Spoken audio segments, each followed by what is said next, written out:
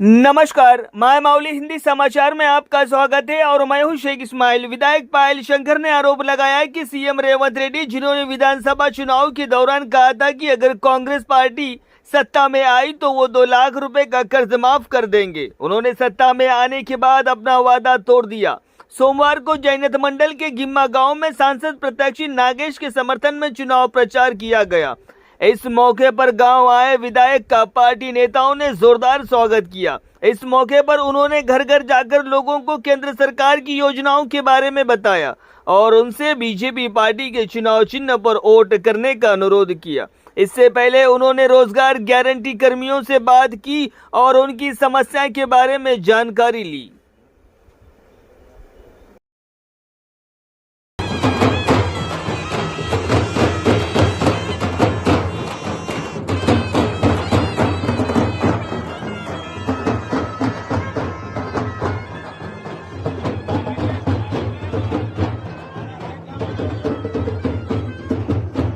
మాట్లాడే ప్రయత్నం చేస్తాం. ఏం జరుగుతున్నది, మనం ఎట్లా ఉండాలా, మనం ఎవరికి ఓటేస్తే ఏ రకమైనటువంటి మనకు మంచి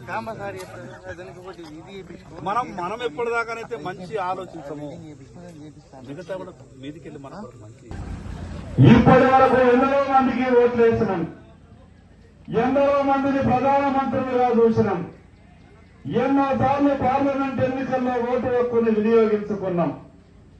కానీ ఈసారి వేసేటటువంటి ఓటు ఎంత విలువైనటువంటి ఓటు అంటే 500 సంవత్సరాలుగా పరిష్కారం కానటువంటి అయోధ్యలో రామమందిర నిర్మాణ సంస్థని పరిష్కారం చేసుకుని ఈ ప్రపంచంలో ఉన్నటువంటి అందరి హిందువుల కళ అయోధ్యలో రాముని మందిరం ఎప్పుడు నిర్మాణం అవుతుందా అని చూసినటువంటి మనందరికీ కూడా మన యొక్క కళను సాకారం చేసినటువంటి నరేంద్ర మోడీ గారికి మనస్ఫూర్తిగా మనమంతా కూడా మద్దతు తెలపాల్సినటువంటి అవసరం ఉంది. నీతిగా నిజాయితీగా 10 సంవత్సరాలు దేశాన్ని ఏ రకంగా పరిపాలించిండో మీ అందరికీ తెలుసు. 3వసారి నరేంద్ర మోడీ గారు ప్రధానమంత్రి కావాలి, ఈ దేశంలో ఉన్నటువంటి సమస్యలన్నీ కూడా పరిష్కారం కావాలా, ఇల్లు లేనటువంటి వాళ్ళందరికీ ఇల్లు రావాల్సినటువంటి అవసరం ఉంది, పెన్షన్లు లేనటువంటి వాళ్ళందరికీ పెన్షన్లు రావాల్సినటువంటి అవసరం ఉంది, చదువుకున్నటువంటి పిల్లలకు ఉద్యోగాలు రావాల్సినటువంటి అవసరం ఉంది.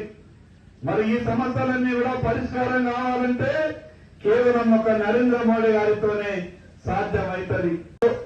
ఈ ప్రపంచంలో ప్రాణానికి విలువైనటువంటి వస్తువు ఏదైనా ఉన్నదా? ఆ రోజు కరోనా వచ్చినప్పుడు దేశ ప్రజలంతా కూడా అల్లాడుతున్నటువంటి సమయంలో ప్రపంచంలో ఎక్కడా మందు లేదు, కరోనాను కట్టడి చేసేటువంటి పరిస్థితి లేదు. కానీ ఆ రోజు దేశ ప్రజలందరికీ మోడీ గారు ఒక భరోసా ఇచ్చారు. నేనున్నాను, ఎవరు అధైర్యపడతో మిమ్మల్ని కాపాడుకునే బాధ్యత నాది అని నరేంద్ర మోడీ గారు భరోసా ఇచ్చారు.